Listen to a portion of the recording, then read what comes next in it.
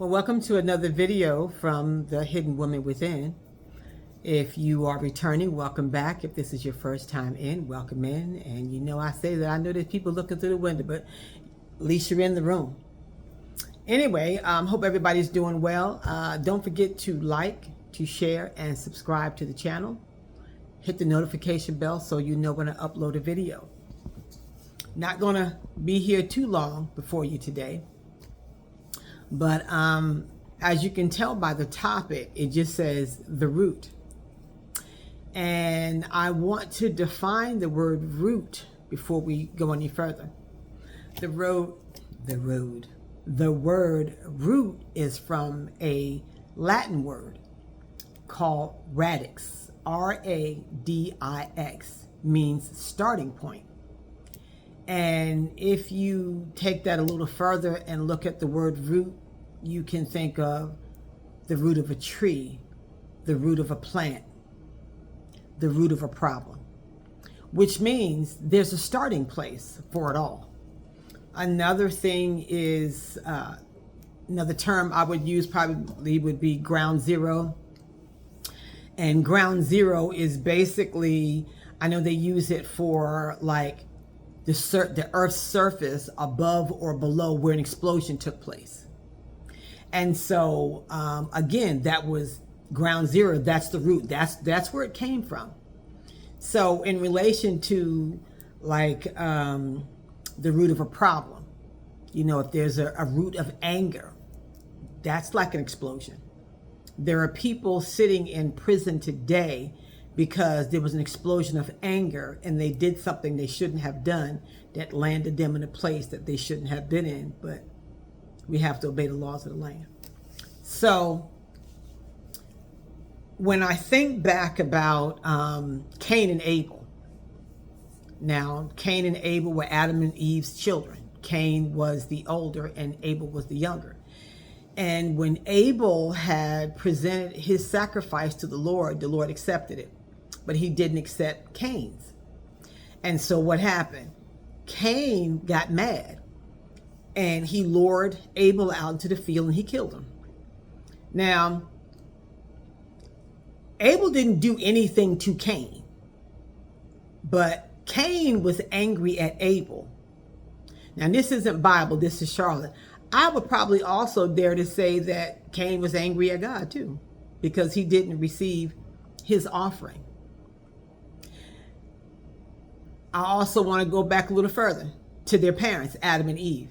When Adam and Eve were in the garden, and that old rascal, the snake, the serpent, Satan came in the form of a serpent, and he spoke to Eve and told her, you know, that she wasn't surely going to die if she had eaten from the tree that was in the midst of the garden that the Lord told them not to eat from, and did it anyway.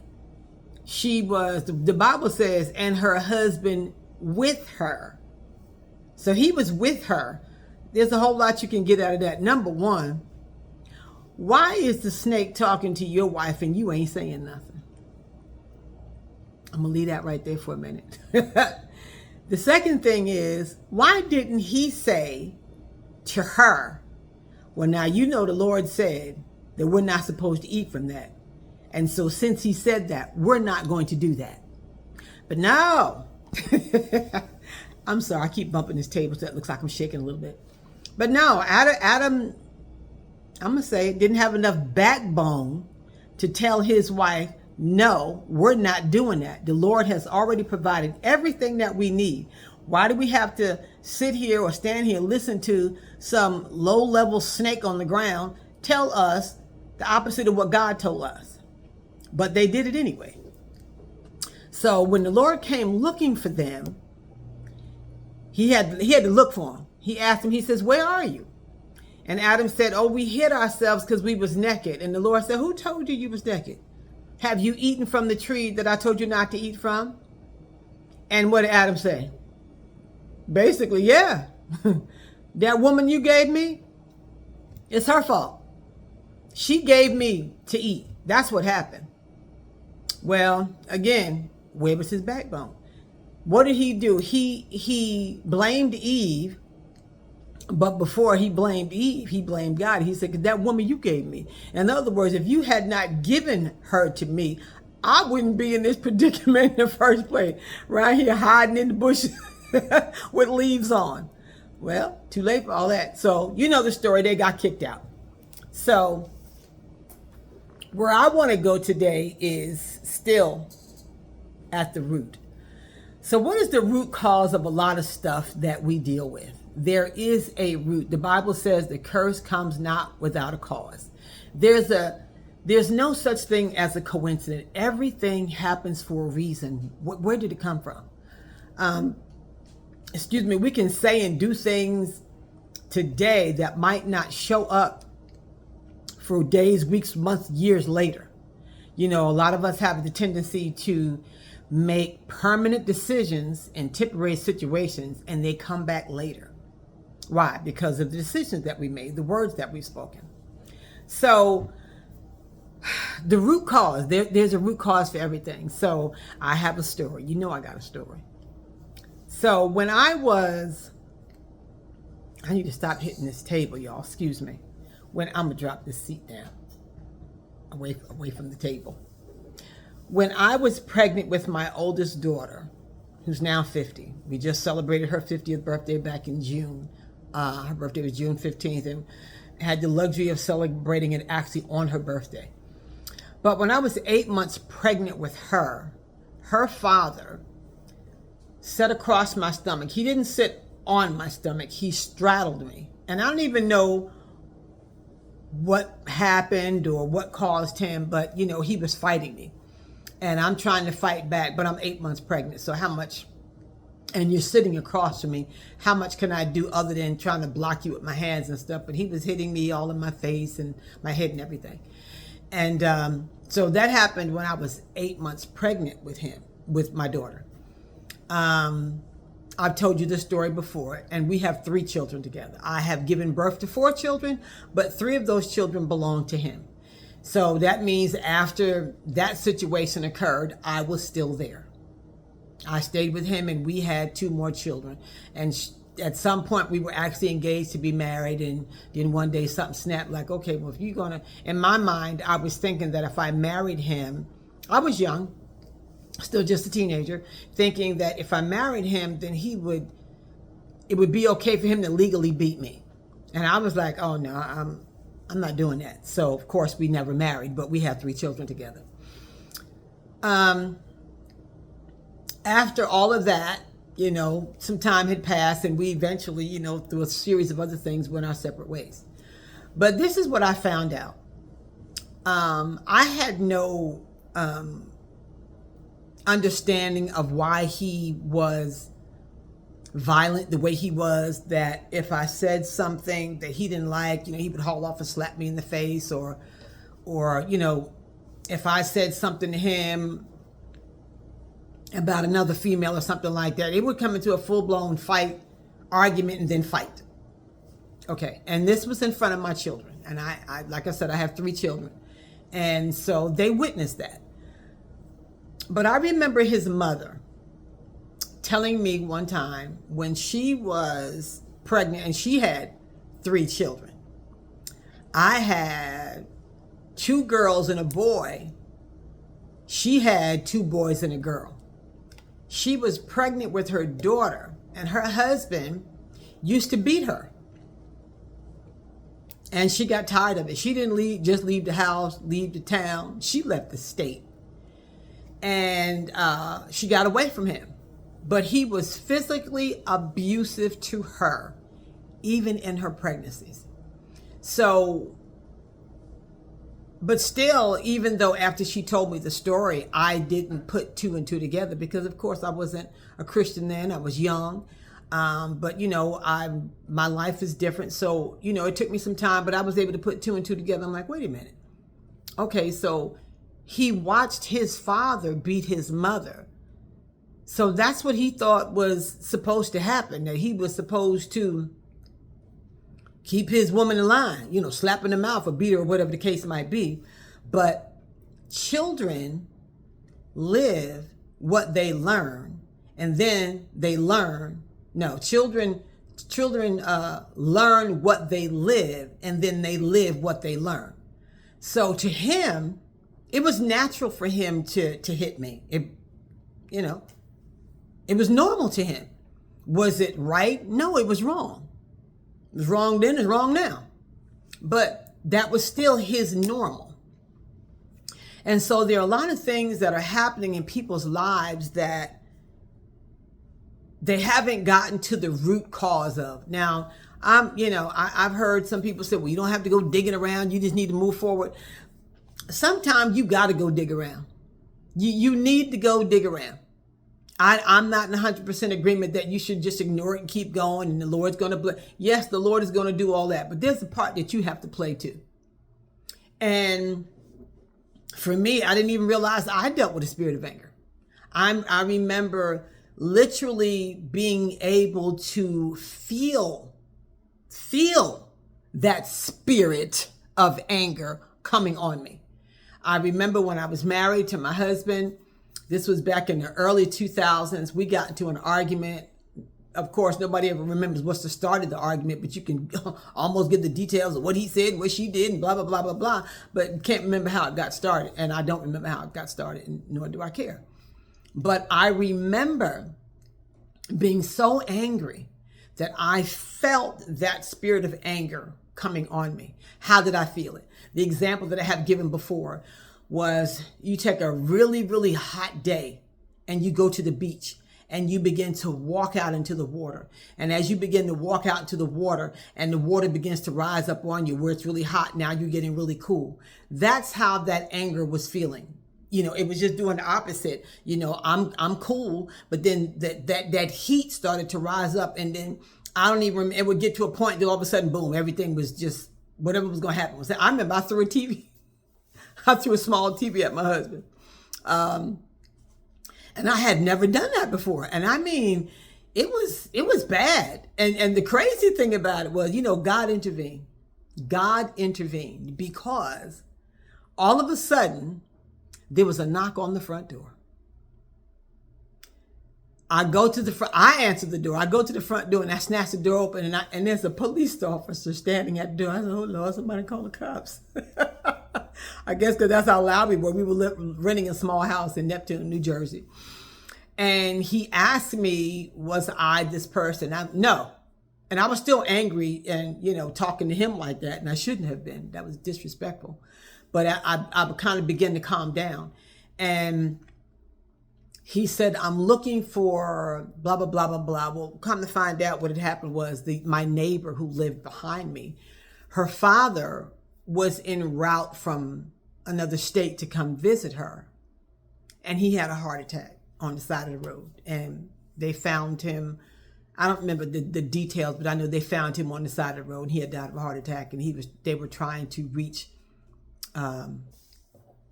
his daughter. And she was my neighbor. And so he kind of looked at me like, is everything okay? But I had calmed down by that point, and my husband had never come to the door. And so I said, so he probably heard me when I threw that TV and all the yelling and carrying on that I was doing. Not so much my husband, because my husband was a very quiet man, but when he got mad, he got mad.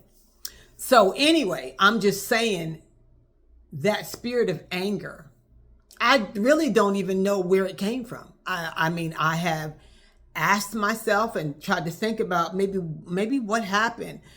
Something happened in my life that caused me to be that angry. And even at 67, I have not, nor do I care, because I don't deal with that anymore. I just thank God that he graced me to be delivered from it. And I didn't have to find the root cause. Now, some things you need to go back to. Other things, the Lord will just gracefully deliver you out of those things. And I thank God for that.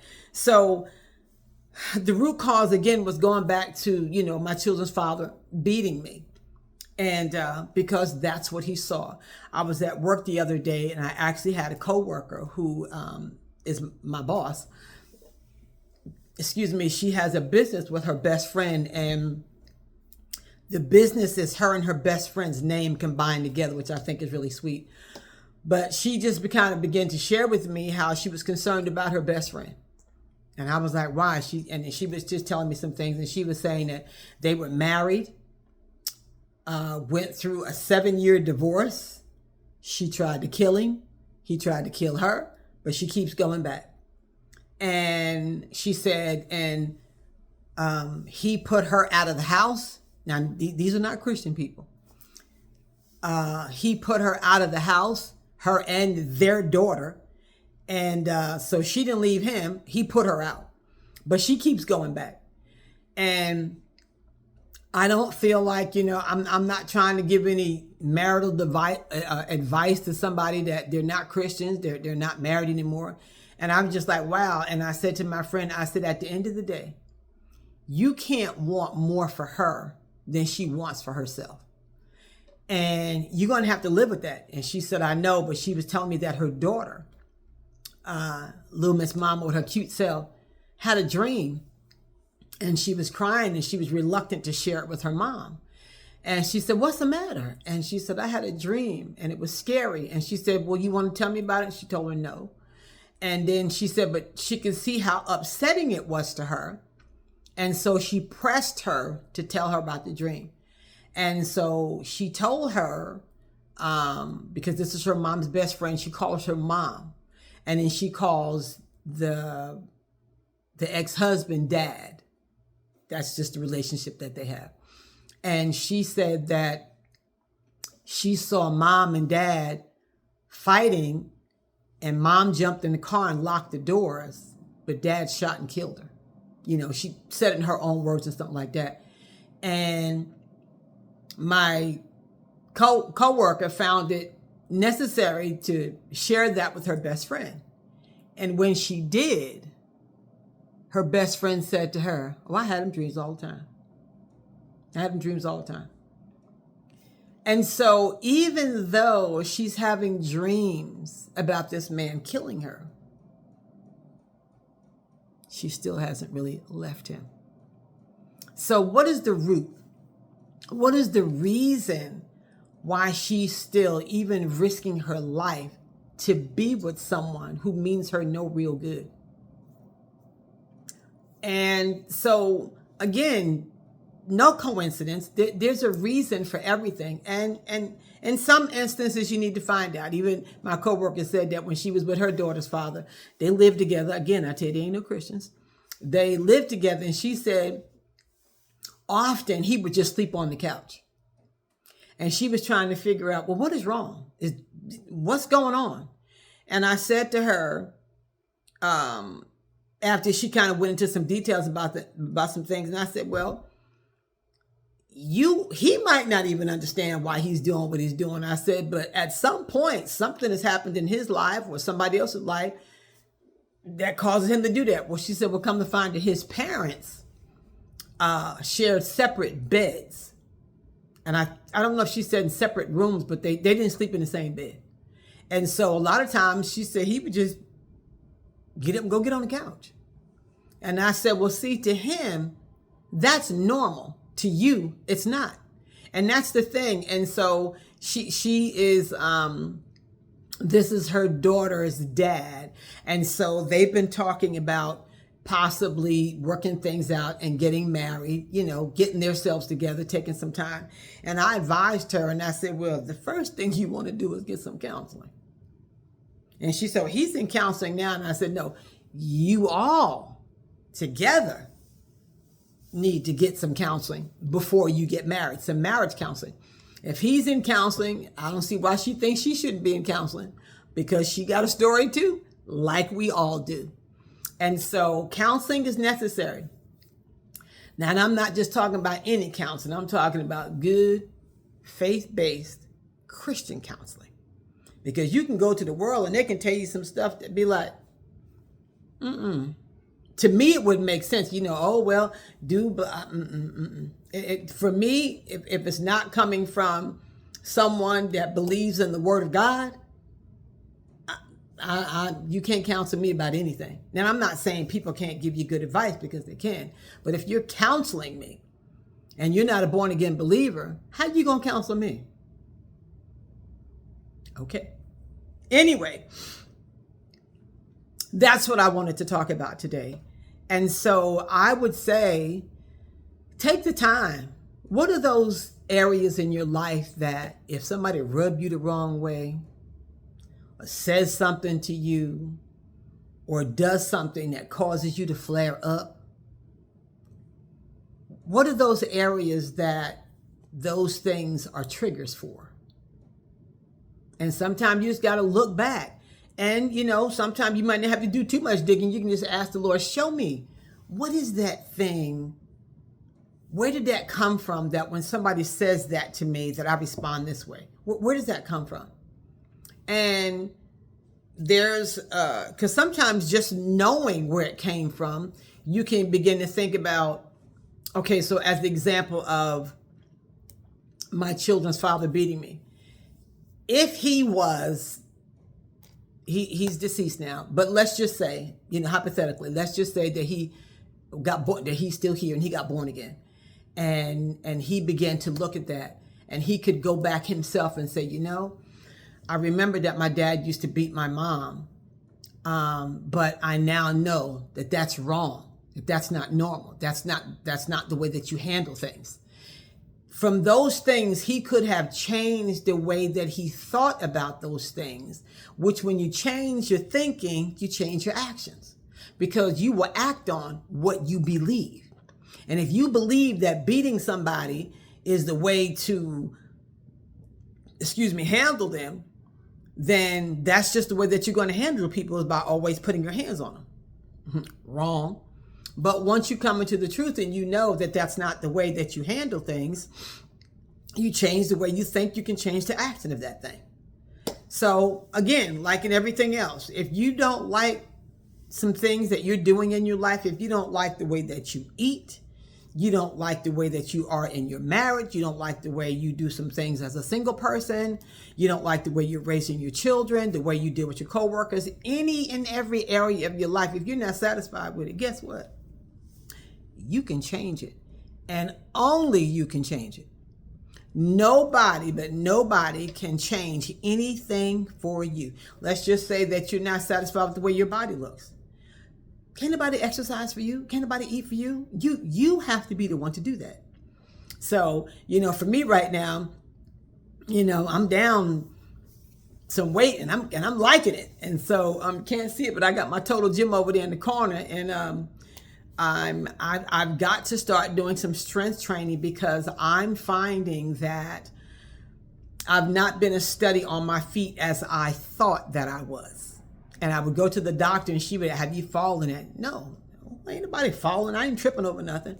But I realized if you are not strengthened in your core, yes, there's a possibility you could just be walking and fall, because you're not balanced. I almost fell Sunday, and I didn't even have on heels. I had on wedges, and I was like, what in the world?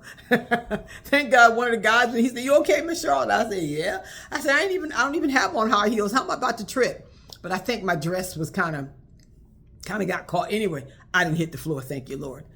But I'm finding that I remember doing some things, some years back, and I noticed the difference. I forget what I was doing, but I was strengthened in my core. And I remember noticing that when I would put my heels on, that I was more sturdy on my feet.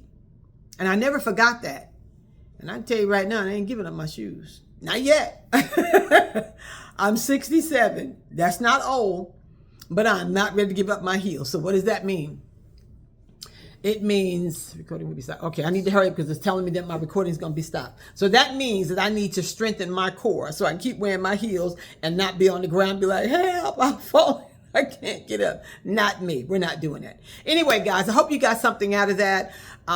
It's always to bring something that can kind of help in your life and somebody else's life. So don't forget to share the video. And I'll see you next time. Won't be so long next time. Love you guys. Bye.